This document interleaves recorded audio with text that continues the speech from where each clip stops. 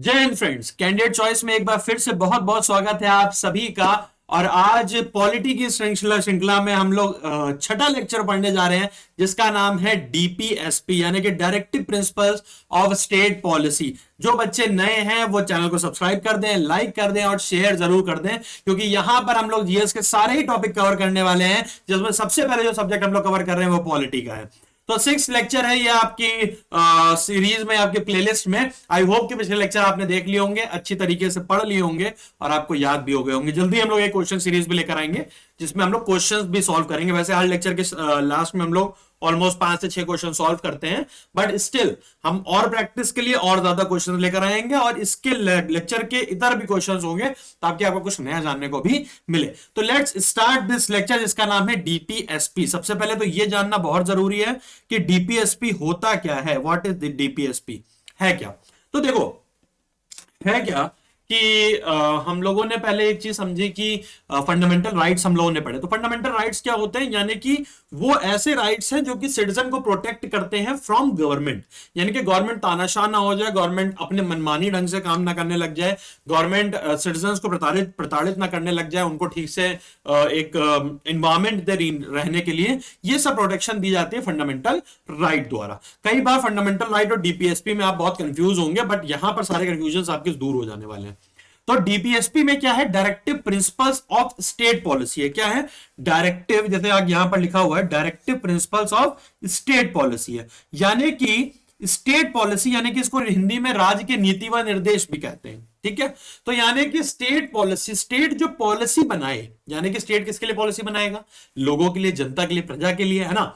तो जब state policy बनाएगा तो वो कौन सी ऐसी बातें हैं जो वो दिमाग में रखे, कौन से ऐसे प्रिंसिपल्स हैं, कौन से ऐसे सिद्धांत हैं जो स्टेट को दिमाग में रखने चाहिए पॉलिसी फ्रेम करने के दौरान, इंडिया की पॉलिसी फ्रेम करने के दौरान, वो इसमें लिखे हुए हैं डीपीएसपी में। यानी कि directive principle, these are directive, यानी कि डायरेक्ट कर रहे हैं। क्या कर रहे हैं, डायरेक्ट कर रहे हैं।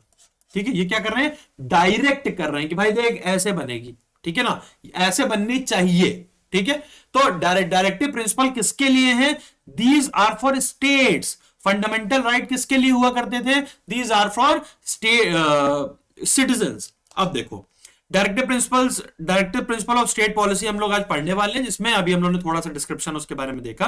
Directive principle of state policy यानी कि वो सिद्धांत जो कि स्टेट पॉलिसी को, स्टेट की नीतियों को गवर्न करें कि भाई ऐसे होने चाहिए आपकी नीतियां।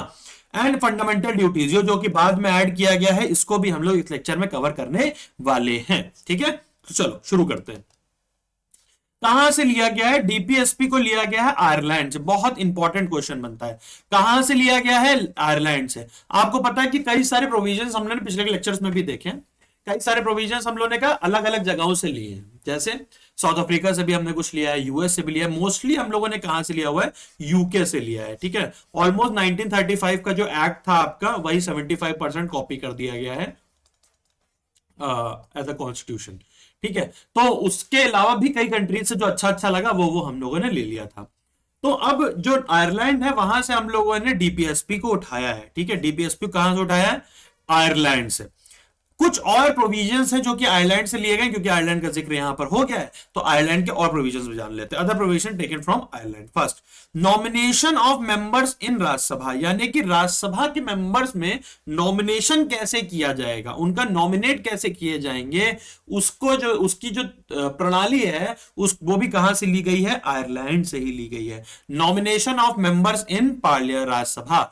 ठीक है, राज्यसभा में, लोकसभा नहीं है। Nomination of members in Rajya Sabha, Rajya Sabha में किस तरीके से जो नॉमिनेशन किए जाएंगे वो कहां से लिया गया है, आयरलैंड से। Similarly electoral system of president. ठीक है, electoral system of president, electoral system यानी कि जो प्रेसिडेंट का, जैसे आपको पता होगा जब प्रेसिडेंट पढ़ा हम लोगों ने पिछले वाले लेक्चर में, उसमें हम लोगों ने क्या देखा था कि एक सिंगल ट्रांसफरेबल वोट होता है, transferable vote. Single transferable vote, ठीक है ना, ये होता है। तो ये सिंगल ट्रांसफरेबल वोट जो होता है, ये जो तरीका है, आपने जो इलेक्टोरल सिस्टम है, किसके वोट की वैल्यू कितनी होगी, एमएलए के वोट की वैल्यू अलग है, एमपी के वोट की वैल्यू अलग है, तो ये हम लोगों ने कहां से लिया है, ये भी हम लोगों ने आयरलैंड से ही कॉपी किया है, आयरलैंड से ही लिया। और तीसरा तो आपको पता ही है, that is directive principle of state policy, ये तो हमको पता ही पता है। पहला nomination of members in Rajya Sabha, दूसरा है electoral system of president. Member are are Rajya Sabha याद रखिएगा, सिस्टम ऑफ प्रेसिडेंट याद रखिएगा, और डीपीएसपी पता है, रिपब्लिक डे याद कर लीजिए, रिपब्लिक डे। कोई दिक्कत रिपब्लिक डे में? रिपब्लिक डे का मतलब हो गया कि आरपीडी, आर से राज्यसभा के मेंबर्स का नॉमिनेशन, पी से हो गया आपका प्रेसिडेंट का इलेक्टोरल सिस्टम, और डी से हमारा हो गया डीपीएसपी। क्लियर? चल, coming to the next point, क्या रहा है, आर्टिकल 36 से 51 है। अभी हम लोगों ने उस दिन पढ़ा था कि आर्टिकल 1 से 4 लेकर पार्ट 1 में है, जिसमें हम लोगों ने बताया था कि देखो ऐसे पीछे का रिवीजन करते चलेंगे तो याद रहेगा, जिसमें उन्होंने कहा था स्टेट एंड यूटी है। 5 से 11 जो है वो सिटीजनशिप का है, जो कि पार्ट 2 है। फिर हम लोगों ने देखा था कि 12 से लेके 35 हम लोगों ने पढ़ा था, जो कि पार्ट 3 है, जिसको हम लोग कहते हैं फंडामेंटल राइट्स। क्या कहते हैं? फंडामेंटल राइट्स कहते हैं। सिमिलरली 36 से 51 जो है, यहीं तक याद करने की जरूरत है, आगे नहीं याद जरूरत है। तो 36 से 51 जो है वो है DPSP, directive principle of state policy. यानी कि इस 36 से 51 के बीच में ही सारी बातें लिखी हैं कि राज्य को क्या क्या करना चाहिए। Sir B N Rao, the constitutional adviser to constituent assembly, recommended DPSP. यानी क्वेश्चन डायरेक्ट आता है कि किसने रिकमेंड किया था डीपीएसपी के लिए, ठीक है, तो सर बी एन राव ने, और जो कि कॉन्स्टिट्यूशनल एडवाइजर भी थे किसके, कॉन्स्टिट्यूएंट असेंबली के, यानी संविधान सभा के जो एडवाइजर थे वो सर बी एन राव थे। उन्होंने ही कहा था कि ये होना चाहिए। नेक्स्ट आर्टिकल, जैसे हमने अभी देखा कि 36 से 51 है, तो एक आर्टिकल 37 आता है, बहुत ज्यादा इंपॉर्टेंट है, बहुत ज्यादा। 37 डीपी, यानी कि DP are not justified, directive principle जो है वो जस्टिशिएबल नहीं है। इसका मतलब क्या होता है सर? जस्टिशिएबल नहीं है का मतलब यह है कि अगर राज्य उनको नहीं मानता है, राज्य उनको एक्सेप्ट नहीं करता है, उनके अकॉर्डिंग प्रिंसिपल वो एक तरीके से पॉलिसीज नहीं बनाता है, तो हम ये के मानते हैं कि हम उसको लेकर जस्ट कोर्ट में जा नहीं सकते। हम कोर्ट में नहीं जा सकते कि भाई ये डायरेक्टिव प्रिंसिपल में तो ये लिखा है, राज्य ऐसे कर रहा है। तो जो डायरेक्टिव प्रिंसिपल्स है ना, उसमें एक बहुत वर्ड चाहिए जुड़ा हुआ है। क्या जुड़ा हुआ है? चाहिए। चाहिए का मतलब नेसेसरी, ये ऐसा होना चाहिए, ऐसा होना चाहिए, नॉट कंपलसरी। नेसेसरी ठीक है, जरूरी है, लेकिन कंपलसरी नहीं है। तो यानी कि अगर कोई जो स्टेट है, कोई गवर्नमेंट है, वो इसको फॉलो नहीं करती है, तो आप उसको लेके कोर्ट में जा नहीं सकते। लेकिन हाँ, आपको याद होगा कि फंडामेंटल राइट्स में जो थे वो जस्टिशिएबल थे, यानी कि फंडामेंटल राइट्स अगर आपको नहीं मिल रहे हैं तो आप बिल्कुल बेशक कोर्ट में जा सकते हैं। बट अगर आपको ये डीपीएसपी नहीं फॉलो कर रहा है स्टेट, तो आप कोर्ट में जा नहीं सकते। जैसे एक बहुत प्रमुख डायरेक्टिव प्रिंसिपल है कि आप लिकर को बैन करेंगे, लेकिन लिकर को आप हर स्टेट में नहीं बैन होती, लिकर केवल अभी बिहार और गुजरात में बैंड है, ठीक है, बिहार और गुजरात में बैंड है लिकर, ठीक है, यानी कि शराब। क्लियर है? चल, डिवाइडेड ऑन 3 ब्रॉड कैटेगरीज। अब देखो, कई सारे जो हमारे कॉन्स्टिट्यूएंट असेंबली में थे ना, तो कई थिंकिंग के लोगों को माना जाता है कि कई तरीके के लोग थे जो अलग अलग आइडियोलॉजीज को मानते थे, उनके अलग अलग प्राथमिकताएं थी, प्रेफरेंसेस थे। Socialist, Gandhian, liberal, intellectual. Socialist principle मतलब समाजवाद जिसमें आता हो, गांधीयन प्रिंसिपल यानी कि जो गांधी जी की बातों को मानते हैं, और लिबरल इंटेलेक्चुअल यानी कि जो बड़ी बड़ी बातें, यानी कि जो लिबरल इंटेलेक्ट लोग बात करते हैं कि भाई ऐसा होना चाहिए, हमको अच्छी चीजें करनी चाहिए, हमको एक तरीके से एक क्या कह सकते हो आप, एलीट क्लास वाली बातें, लिबरल एलीट क्लास वाली, जो पढ़े लिखो वाली बातें हम लोग कहते हैं ना, कि जो ऊपरी वर्ग के लिए बातें होती हैं वो इसमें करी जाती हैं। तो सबसे पहले क्वेश्चन यही आता है हमारे पास कि डीपीएसपी जो है वो कितने प्रिंसिपल्स पर है? दैट इज 3 प्रिंसिपल्स पर, दैट इज सोशलिस्ट, गांधीयन और लिबरल। ठीक है, चलो, लिबरल एंड इंटेलेक्चुअल प्रिंसिपल क्या है? Liberal and intellectual principle, to secure for all citizens a uniform civil code throughout the country. यानी कि क्या करना है? पूरे कंट्री में यूनिफॉर्म सिविल कोड ले आना है। क्या करना है? पूरे कंट्री में, सॉरी, पूरे कंट्री में यूनिफॉर्म सिविल कोड लेकर आना है। अभी बहुत ज्यादा जोरों शोरों से बात चल रही है, अभी आज ही मैं न्यूज देख रहा था, Pushkar Singh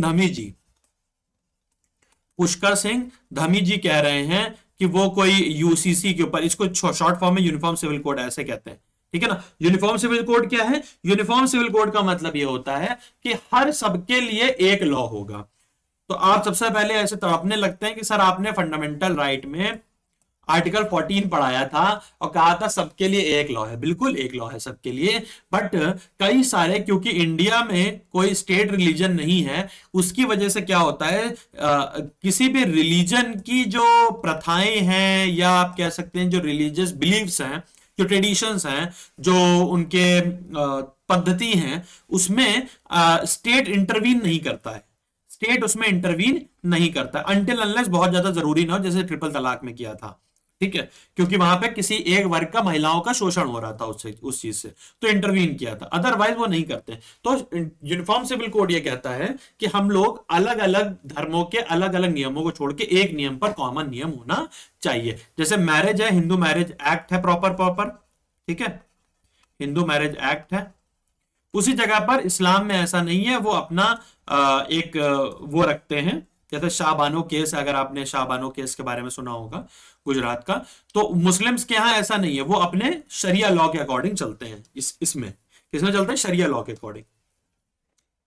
separate judiciary from executive in public services of the state, यानी कि जुडिशरी और एग्जीक्यूटिव को अलग अलग होना चाहिए। जैसे हमको ये पता है कि हम 3 तरीके के ऑर्गन्स होते हैं, लेजिस्लेटिव, हम लोगों ने पढ़ा भी है पहले यार, ठीक है ना, एग्जीक्यूटिव एंड जुडिशरी, ये हमको पता ही है। तो हम ये कहना चाह रहे हैं कि ये जो है दोनों सेक्शन, एग्जीक्यूटिव और जुडिशरी, अब भाई एग्जीक्यूटिव और लेजिस्लेचर तो आपस में ही काम करते हैं, बट एग्जीक्यूटिव और जुडिशरी जो होना चाहिए वो एक दूसरे से अलग होना चाहिए, सेपरेट होना चाहिए। Next is to promote international peace, बहुत ज्यादा इंपॉर्टेंट ये आर्टिकल, ये जो आर्टिकल है ये इंटरनेशनल पीस, किसमें? इंटरनेशनल पीस, ये आर्टिकल 51 है आपका, कौन सा है? 51, आखिरी, ऐसे याद रखो, 5 है, 1 का जो है वो क्या है? इंटरनेशनल, ऐसे याद रखोगे, याद हो जाएगा, ठीक है। कोशिश करते हैं कि थोड़ा बहुत आर्टिकल्स हम लोग याद करा ले जाए। तो प्रमोट इंटरनेशनल पीस, जब हम लोग स्टेट पढ़ेंगे तो इस बार स्टेट के आर्टिकल्स बहुत करेंगे, क्योंकि हम लोग कुछ जो लोग बच्चे ग्रेजुएशन कर लेते हैं अपने अपने स्टेट का पीसीएस भी देते हैं, और स्टेट के पीसीएस में आजकल आर्टिकल्स बहुत आ रहे हैं, वो भी स्टेट के, ठीक। नेक्स्ट सोशलिस्ट प्रिंसिपल क्या है? हम लोग लिबरल प्रिंसिपल मोटे मोटे देख लिए कौन कौन से हैं, हम ये बात समझ गए कि यूनिफॉर्म सिविल कोड की बात करते हैं, यानी कि बड़ी बात करते हैं। वो कहते हैं कि एग्जीक्यूटिव अलग होना चाहिए जुडिशरी से, वो कहते हैं स्पेस प्रोग्राम्स में हम लोगों को बढ़ना चाहिए आगे, वो सारी ऐसी बातें करते हैं। अब आता है socialist principle, right to educate means of livelihood for all citizen, यानी कि हर सारे सिटीजन्स के लिए लाइवलीहुड की व्यवस्था होनी चाहिए। उनका ये राइट है कि उनके लाइवलीहुड को किस तरीके से वो तरीके हैं होने चाहिए उनके पास, यानी कि गवर्नमेंट का ये दायित्व है कि वो उनको ऐसे साधन प्रोवाइड कराए जिससे वो अपनी लाइवलीहुड जी सके। जैसे आप स्किल इंडिया प्रोग्राम देख रहे हो, तो स्किल इंडिया प्रोग्राम क्यों हो रहा है? गवर्नमेंट नौकरी दे रही है क्या? गवर्नमेंट स्किल दे रही है, गवर्नमेंट कह रही है आप स्किल सीख जाइए, आपको नौकरी मिल जाएगी, ठीक है ना।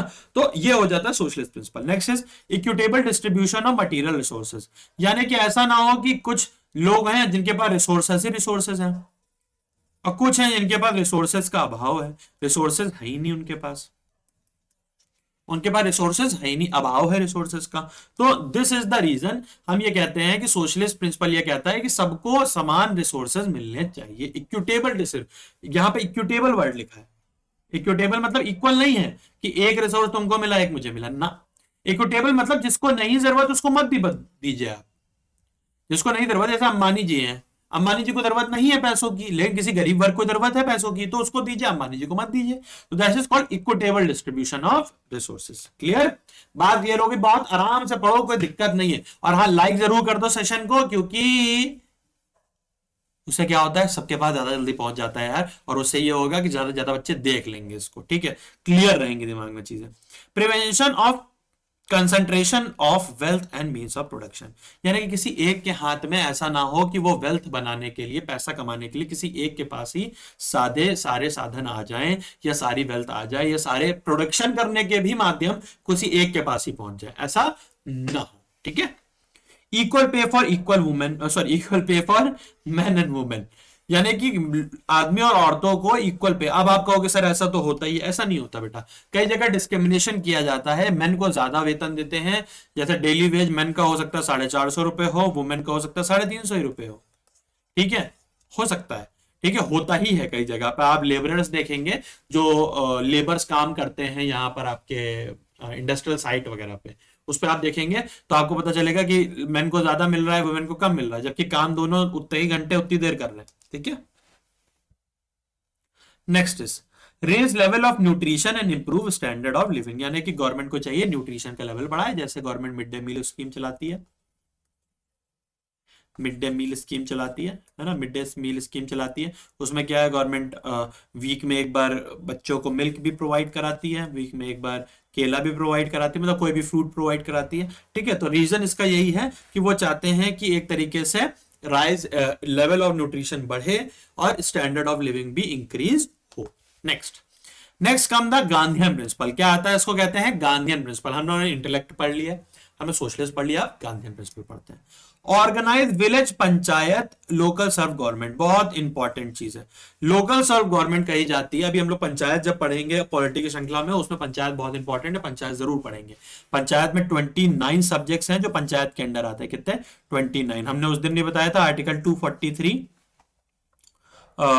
से लेकर आर्टिकल 243 ओ तक उसमें है। और म्यूनिसपैलिटीज में क्या है, आर्टिकल 253 पी से लेकर आर्टिकल 243 जेड जी तक। ठीक है, याद रहेगा ये किसमें है, ये म्यूनिसपैलिटीज के लिए है। थोड़ा राइटिंग मेरी अच्छी सी है तो आप लोग याद कर लीजिए। ठीक है, क्लियर। तो विलेज पंचायत होनी चाहिए, ये गांधी जी का आइडिया था। गांधी जी कहते थे कि अगर आप विलेजेस को स्ट्रांग करेंगे तो सब स्ट्रांग हो जाएगा, आपका देश स्ट्रांग हो जाएगा। ठीक है, promote cottage industry on individual और corporation cooperation basis in rural India. उनका कहना था कि आप कॉटेज इंडस्ट्रीज को प्रमोट कीजिए, इंडिविजुअल कॉर्पोरेशन लीजिए। ठीक है, रूरल इंडिया को प्रमोट कीजिए, बढ़ाइए, रूरल इंडिया में कॉटेज इंडस्ट्री लगाइए, ताकि आपको पता ही है गांधी जी ने खादी का समर्थन किया था, स्वदेशी आंदोलन में जलाया गया था। और गांधी जी तो तब नहीं थे, पर स्वदेशी आंदोलन में होली जलाई गई थी फॉरेन गुड्स वगैरह की। ठीक है, तो वो प्रमोट करते थे कि हमारे यहाँ के लोग सक्षम बने, हमारे यहाँ के लोग धनी बने। ठीक है, prohibit consumption of intoxicating drink. Intoxicating drink का मतलब क्या है, यानी कि शराब बंदी होनी चाहिए। गांधी जी बोलते थे शराब बंदी होनी चाहिए भाई, इंटॉक्सिकेटिंग दिल कोई ना पिए, आरएस कोई ना पिए, बेंडस स्पाइट कोई ना पिए, जो पिए अच्छी पिए, ऐसा नहीं कहते थे मतलब गांधी जी, तो मैं कह रहा हूं मतलब वो कहते थे कि जो भी है वो टॉक्सिक ड्रिंक्स नहीं पीनी चाहिए, गलत है। गवर्नमेंट गवर्नमेंट को ऐसी पॉलिसीज नहीं बनानी चाहिए जो कि इंटॉक्सिकेटिंग ड्रिंक्स को प्रमोट करे, यानी कि लोग ज्यादा खरीदें। और गवर्नमेंट यहाँ कर रही है एक बोतल के साथ एक बोतल फ्री, वन एक ले आओ, एक आओ एक ले जाओ। दिल्ली के चीफ मिनिस्टर साहब, उन्होंने कहा बोतल ही बोतल है, कोई दिक्कत नहीं है। Promote prohibit slaughter of cows, यानी कि काउस का स्लॉटर बंद होना चाहिए, काउस को स्लॉटर नहीं करना चाहिए, गौगसी नहीं होनी चाहिए। ठीक है, लेकिन इंडिया तब भी मीट का बड़ा एक्सपोर्टर है। ऑस्टिन एक बड़े लेखक हुए, उन्होंने बोला Austin describe DPSP as conscience of the constitution, यानी कि प्राणतंत्र है, कंसाइंस है उसका, किसका, कॉन्स्टिट्यूशन का। DPSP resemble instrument of instructions from government of India act 1935। Government of India act 1935 में एक इंस्ट्रूमेंट ऑफ इंस्ट्रक्शंस था जो कि गवर्नर जनरल के लिए था उस टाइम, या उस टाइम के लिए सॉरी वाइसरॉय लिख लीजिए, वाइसरॉय के लिए था। आप आंसर में ये बताएंगे कि फर्स्ट वाइसरॉय कौन था, लो क्वेश्चन लो। ठीक है, फर्स्ट वाइसरॉय कौन था। तो इंस्ट्रूमेंट ऑफ इंस्ट्रक्शन जो है वो क्या, डीपीएसपी उन्हीं से रिसेंबल करता है। जिस तरीके से उसमें गवर्नर वाइसरॉय को निर्देश दिए गए थे, ठीक उसी तरीके यहां पर डीपीएसपी के थ्रू गवर्नमेंट को निर्देश दिए गए। B R Ambedkar describe it as novel feature. Novel feature का मतलब क्या है, नॉवेल का मतलब नया भी होता है, नया नहीं है यहाँ पे। नॉवेल फीचर मतलब एक ऐसा फीचर जो कि गवर्नमेंट को बताएगा। नॉवेल जैसे नहीं अच्छी अच्छी बातें लिखी होती हैं, वैसे यहां पर अच्छी अच्छी बातें लिखी हुई हैं कि क्या बताएगा, कैसे बताएगा, क्या होगा। चंपकम, चंपकम ये बहुत इंपॉर्टेंट है, ये इंपॉर्टेंट पॉइंट है, लिख लीजिएगा। Champakam Dorairajan case 1951, Supreme Court ruled that in the case of conflict between fundamental rights and directive principles, fundamental right would prevail. कई जगह होता है कि फंडामेंटल राइट और फंडामेंटल डीपीएसपी में क्लैश हो जाता है। अब जैसे बहुत सिंपल था, एक वो समझ लीजिए, गवर्नमेंट ने बोला कि डीपीएसपी में ये लिखा हुआ है कि इंटॉक्सिकेटिंग ड्रिंक्स को प्रमोट नहीं करना चाहिए, गवर्नमेंट ने कहा हम इसको बैन करते हैं। ठीक है, लोगों ने बोला क्या खाएंगे क्या पिएंगे ये हमारा जन्मसिद्ध अधिकार है, ये हमारे फंडामेंटल राइट है।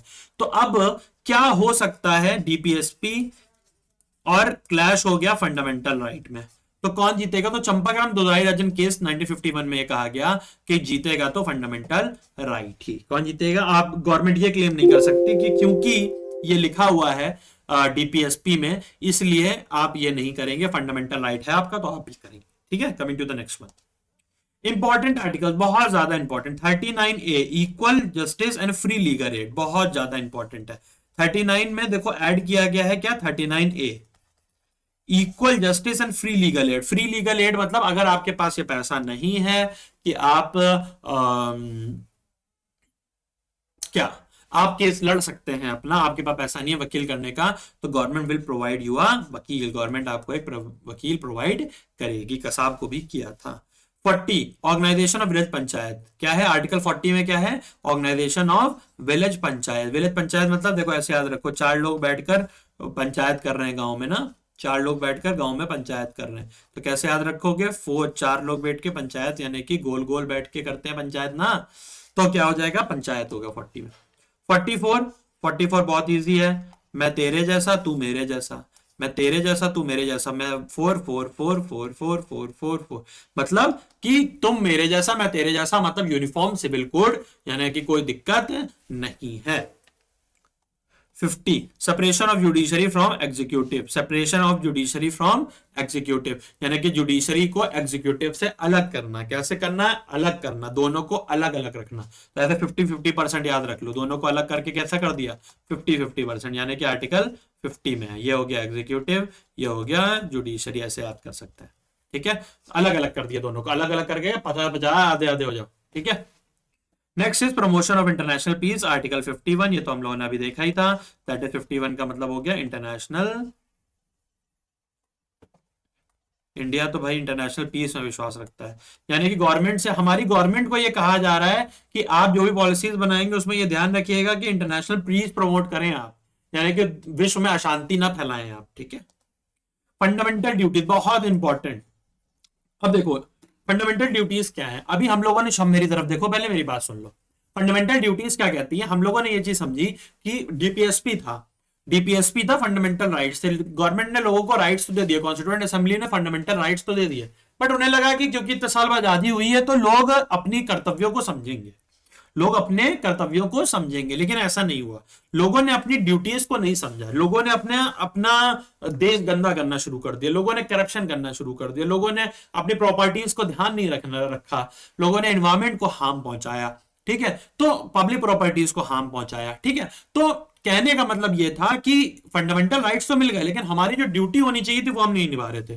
तो उसके लिए आर्टिकल 51 में ही, क्योंकि हम लोगों ने 36 से 51 पढ़ा था, तो 36 से 51 में ही एक और आर्टिकल ऐड कर दिया जाता है जिसको कहते हैं 51A।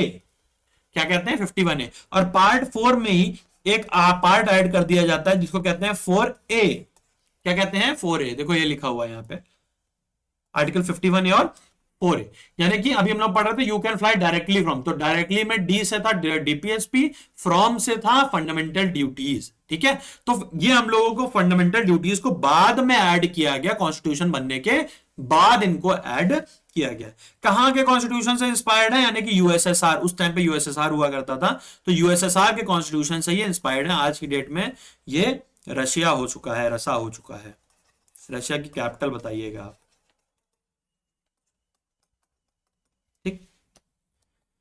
स्वर्ण Singh committee made recommendation about fundamental duties, कौन सी? बहुत ज्यादा इंपॉर्टेंट, इतना ज्यादा मैं क्या बताऊं।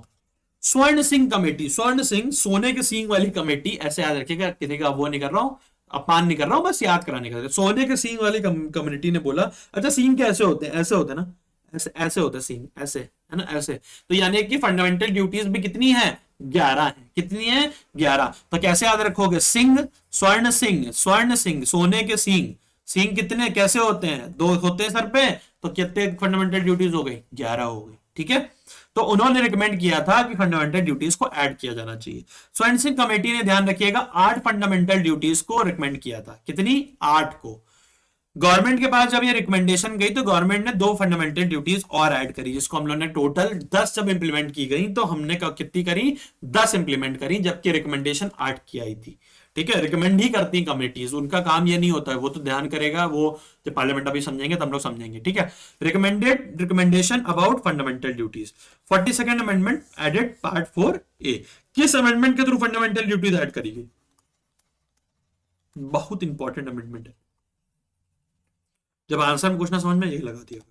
ठीक, 10 fundamental duties one implemented, today there are 11 fundamental duties, यानी कि 11 फंडामेंटल ड्यूटीज आज हो गई हैं। कितनी हो गई हैं? 11 फंडामेंटल ड्यूटीज हो गई हैं। पहले के हम स्वर्ण सिंह ने बोला 8 होनी चाहिए, देखो ऐसे याद रखो, स्वर्ण ऐसे याद रखो 8। ठीक है, स्वर्ण ने कितनी बोली? 8। फिर कितनी हो गई? एक हम लोग ने ऐड कितनी करी? 10। फिर हमने कितनी टोटल आज कितनी हो गई है? 11। ठीक है, ये याद रखना। Committee suggested 8 fundamental in constitution provide opportunities for education to its child and ward between the age of 6 to 14, यानी कि एक फंडामेंटल ड्यूटी बाद में और ऐड करी गई है, 11th फंडामेंटल ड्यूटी। वो क्या है? कि provide opportunities for education to his child और ward between the age of 6 to 14, यानी गवर्नमेंट की जिम्मेदारी है कि वो ऐसी एजुकेशन, ऐसी सुविधाएं बनाए कि 6 से 14 साल के बच्चे जो हैं वो एजुकेशन पा सके। कौन सा अमेंडमेंट? 86th amendment. कौन सा है? 86th अमेंडमेंट, बहुत ज्यादा इंपॉर्टेंट। ठीक है, बहुत ज्यादा important. Education to child between the age of 6 to 14 years, education to child between the age of 6 to 14 years. अब यहां पे कुछ फंडामेंटल ड्यूटीज लिखी हुई है, हम लोग इसको रीड कर लेते हैं, याद करने की जरूरत नहीं है अगर एग्जाम में आ जाए तो। अब पहले पढ़े ले रहे हैं, इसको रीड करेंगे बस। It shawl be the duty of every citizen of India to abide by the constitution and respect its ideas, पहली लाइन पढ़ रहा हूं, respect its ideas and institution the national flag and national anthem, यानी कि ये सारी, पहली line क्या लिखी? It shawl be the duty of every citizen, ये सारी हर सिटीजन की ड्यूटी होनी चाहिए। क्या? पहली कि वो कॉन्स्टिट्यूशन की रिस्पेक्ट करे, उसके आइडियाज की रिस्पेक्ट करे, उसके आइडियाज की रिस्पेक्ट करे, नेशनल एंथम की रिस्पेक्ट करे और नेशनल फ्लैग की होनी चाहिए। टू सेकंड क्या है? To cherish and follow the noble ideas which inspired our national freedom struggle for freedom, यानी कि ऐसे आइडियाज को हम लोगों को चेरिश करना चाहिए, बढ़ाना चाहिए, फॉलो करना चाहिए, जो कि हम लोगों ने अपने फ्रीडम स्ट्रगल के दौरान सर्कुलेट किए थे एक तरीके से। To uphold and protect the sovereignty, unity and integrity of India, हमको अपने देश की संप्रभुता, अखंडता और इंटीग्रिटी, ठीक है, को डिफेंड करना चाहिए। टू फोर्थ कौन सा? To defend the country and render national service when called upon to do so, यानी कि हमें अपनी कंट्री का बचाव करना चाहिए और रेंडर नेशनल सर्विस, जब भी हमारी कंट्री को हमारी जरूरत पड़े तब हमको आगे आना चाहिए। कई सारे लोगों ने कोविड के दौरान पर बहुत सारी हेल्प करी लोगों की, है ना, आगे सर्विस दी। स्टेट ने नहीं कहा था, बट स्टेट भी कल को बुलाएगा तो हम लोग जाएंगे। ठीक है, फिर क्या है? To promote harmony and the spirit of common brotherhood amongst all the people of India, transcending religious, linguistic and regional और sectional diversities, to renounce practice derogatory to the dignity of women. क्या करेंगे हम लोग? भाईचारा भावना अंदर रखेंगे, हर धर्म, हर क्षेत्र, हर भाषा के लोगों के साथ, हर सेक्शन के लोगों के साथ, और ऐसी प्रैक्टिसेस को डिनाउंस करेंगे, हटाएंगे जिसमें वुमेन की डिग्निटी को हार्म हो रहा हो। Next is to value and preserve the rich heritage and our composite culture, यानी कि ऐसे हम लोग हेरिटेज को अपने क्या करेंगे? प्रिजर्व करेंगे, रिच हेरिटेज को और कंपोजिट कल्चर को प्रिजर्व करेंगे। क्लियर है? यहां तो बात समझ में आ गई, कोई दिक्कत नहीं, बस ऐसे याद रखो, याद आ जाएगा। To protect and improve the natural environment including forest, lake, river, wild life and to have compassion for living creature, यानी कि हम लोग नेचर के प्रति, एनिमल्स के प्रति एक सौहार्द भाव रखेंगे, परेशान नहीं करेंगे, नेचर को गंदा नहीं करेंगे, एक्सप्लॉइट नहीं करेंगे। To develop the scientific temper humanism and spirit to inquire and reform, यानी कि एक साइंटिफिक टेम्पर रखेंगे कि हम आगे जब भी कोई भी रिफॉर्म्स होते हैं जो अच्छाई के लिए होते हैं, उन जो हमारे लिए डेवलपमेंटल हैं, उसको हम लोग स्वीकार करने की दम रखेंगे या उसके प्रति एक तरीके अच्छी भावना से देखेंगे, एक अच्छी पॉजिटिव एटीट्यूड रखेंगे उसके प्रति। To safeguard public property and to abjure violence, public property को सेफगार्ड करेंगे और वायलेंस को खत्म करेंगे। ऐसा नहीं अग्निवीरों की तरह जला देंगे, है ना, गलत बात। To strive towards excellence in all spheres of individual and collective activity so that the nation constantly rise to higher level of individual and achievements। ठीक है, तो हम लोग हर तरफ से अपना इंडिविजुअल विकास भी करेंगे और देश के विकास में भी हम लोग सहयोग करेंगे। तो आई होप कि यहां तक हम लोगों ने जो जो पढ़ा डीपीएसपी और फंडामेंटल राइट उसके इंपॉर्टेंट क्वेश्चंस प्लस कॉन्सेप्ट भी आपको क्लियर हो गया होगा। ठीक है ना, एकदम आई होप कि ये अच्छे तरीके से हो गया होगा। जो नहीं हुआ होगा वो आप जरूर पूछिएगा, आर्टिकल्स मैंने वही वही कराए हैं जो जो इंपॉर्टेंट है। ठीक है, सारे नहीं पूछे जाते एग्जाम में तो सारे पढ़ने की भी जरूरत नहीं है।